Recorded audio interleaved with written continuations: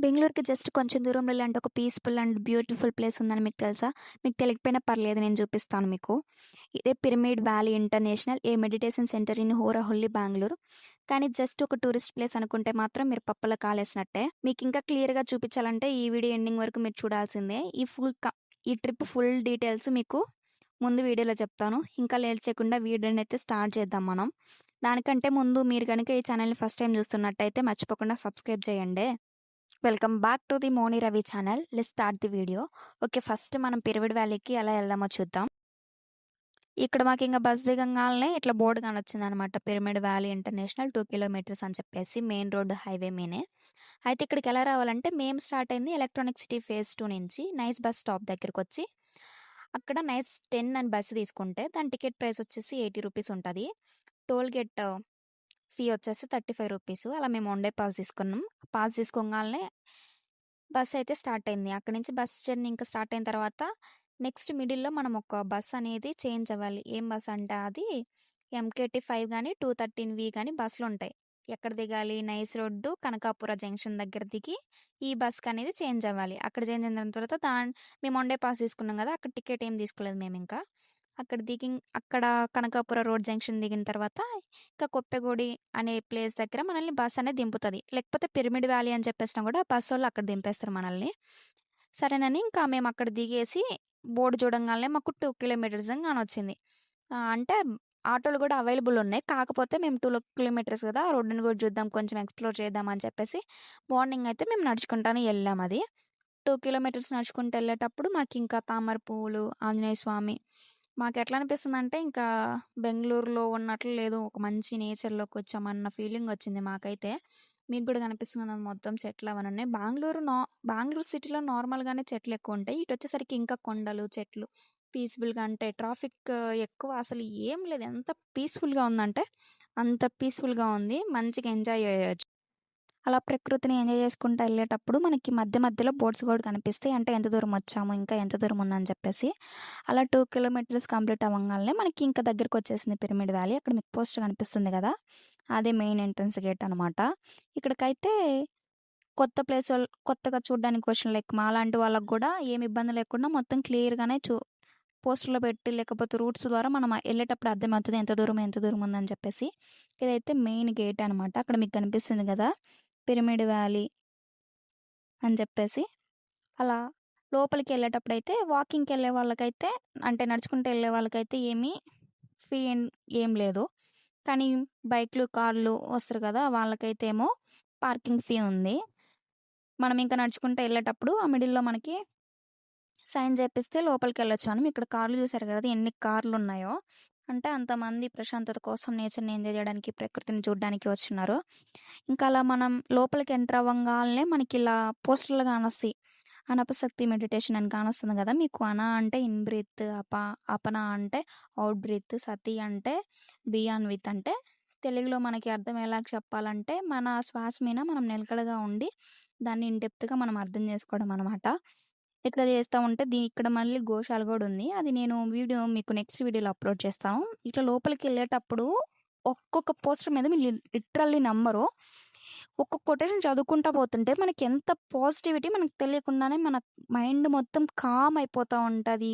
అసలు ఎట్లుంటదంటే మనకి నేను నిజంగా చెప్తున్నా ఆ ప్రకృతి మిమ్మల్ని వెల్కమ్ చేస్తున్నట్టు ఉంటదనమాట. మంచిగా ఎంజాయ్ జేయొచ్చు. విలేజ్‌లో ఉండే వాళ్ళకైతే మీకు అంత అనిపించకపోవచ్చు గానీ, సిటీ లైఫ్స్‌లో బిజీ, ట్రాఫిక్, గందరగోళంలో ఉండే వాళ్ళకి మాత్రం ఇది బెస్ట్ అని చెప్తా నేను. రికమెండ్ గూడా చేస్తాను. ఇట్లా మనం ఎంత దూరం వెళ్ళినా పోస్టర్‌లుంటాయి, చెట్లు ఇట్లా ఎళ్ళేటప్పుడు ఎంత ప్రశాంతంగా ఉంటదంటే, అసలు మనకు తెలియకుండానే మంచిగా అనిపిస్తది. నేను అది మీకు ఎట్లా చెప్పాలో నాకు అర్థం అవ్వట్లేదు. మంచిగుంటది అసలు ప్రశాంతంగుంటది. మనం ఈ బిజీ లైఫ్‌లో అంతా అట్లుంటది గానీ, ఈ పిరమిడ్ వ్యాలీ అనేది ఒక గుడ్ ఎక్స్‌పీరియన్స్ అనమాట నాకైతే. ఒక కొటేషన్ చదువుతుంటే ఆ పాజిటివ్ థింగ్ మనలోకెళ్తుంటాయి. అంటే మనల్ని మనం మోటివేట్ చేసుకోవడానికి గూడా అట్లుంటది. చూసారా ఇక్కడ గూడా మీకు గైడ్ మ్యాప్ అని జెప్పేసి పెట్టున్నారు. అంటే ఈ ప్లేసెస్‌లో మనం ఎటు ఎళ్ళినా, ఎక్కడికెళ్ళినా ఎట్లా బోవాలి, ఎట్లా రావాలి అని చెప్పేసి ఉందనమాట. ఈ గైడ్ మ్యాప్‌ని జూసేసి కొత్తోళ్ళు కూడా ఎక్కడేముందో అని చెప్పేసి చూడొచ్చు. దీంట్లో ఇంకో థింగ్ ఏందంటే దీంట్లో ఫుడ్ గూడా ఉంది. అది ఫ్రీయా కాదా అని చెప్పేసి మీకు నెక్స్ట్ వీడియోలో నేను క్లియర్‌గా ఇంకా ఎక్స్‌ప్లెయిన్ చేస్తాను. అలా అయితే మేము ఇంకా ఎళ్ళేటప్పుడు ముందుకి అంటే డిఫరెంట్ ప్లేసులున్నాయి. అంటే అన్నదానం ఒక సైడు, ఆ పిరమిడ్ మెయిన్ సెంటర్ ఒక సైడు అక్కడ కానొస్తుంది గదా! అట్లా డిఫరెంట్ రూట్సు. ఏ రూట్‌కి ఆ రూటే మనకి క్లియర్ డైరెక్షన్ తోటి ఇస్తా ఉన్నారు. సరేనని జెప్పేసి మేము నడుచుకుంటా అలా ముందుకెళ్ళాము. పిరమిడ్ వ్యాలీకి ముందుకెళ్ళడంటే మనం ఇక్కడ ఎళ్ళేటప్పుడు మనకి బోటింగ్ గూడా కానొస్తదనమాట. వాటర్‌లో ఆ బోటింగ్‌కి మేమైతే ప్రెజెంట్ ఎక్కలేదు. ఇంకా మేము పిరమిడ్ చూద్దామని చెప్పేసి లోపలికి అట్లెళ్ళాము.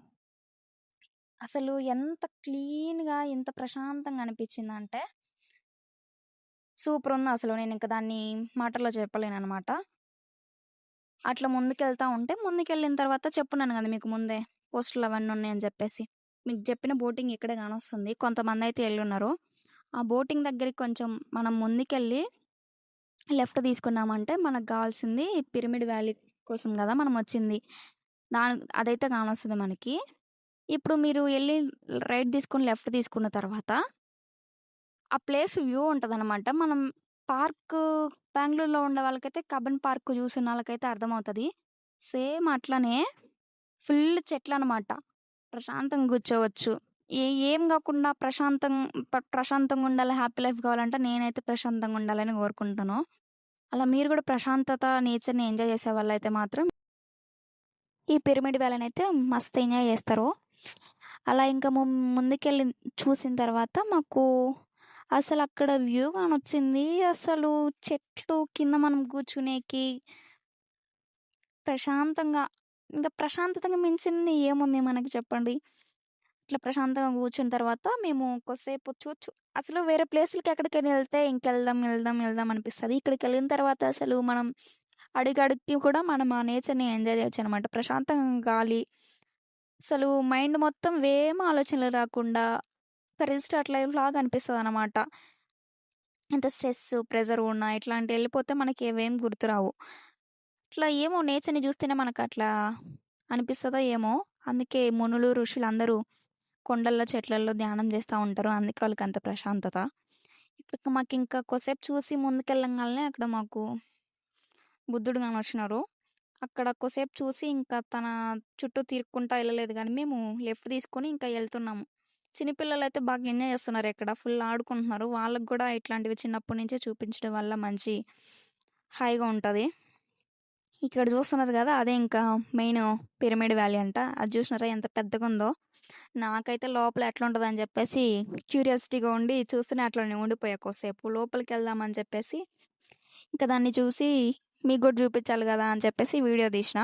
వీడియో తీసి ముందుకెళ్తుంటే అక్కడ మనకి ఏమేమి ఉంటది, గైడ్ చేయడానికి గూడా మనుషులు లోపలుంటారు. అంటే మనం మెడిటేషన్ ఎట్లా చేయాలి, చేస్తే మంచిదా కాదా, దాన్ని ఎక్స్‌ప్లెయిన్ చేయడానికి కూడా లోపల మెంటర్స్ ఉన్నారనమాట. వాళ్ళేం చెప్తున్నారు, మాకు ఆమె కన్నడలో చెప్పింది గానీ మేడము నేను అప్పటికి తెలుగులో అడిగినా, మ్యామ్ మాకు కన్నడ రాదు తెలుగులో చెప్పండి అంటే, సరేనని వేరే రూమ్‌లోకి పంపించారు మాకైతే.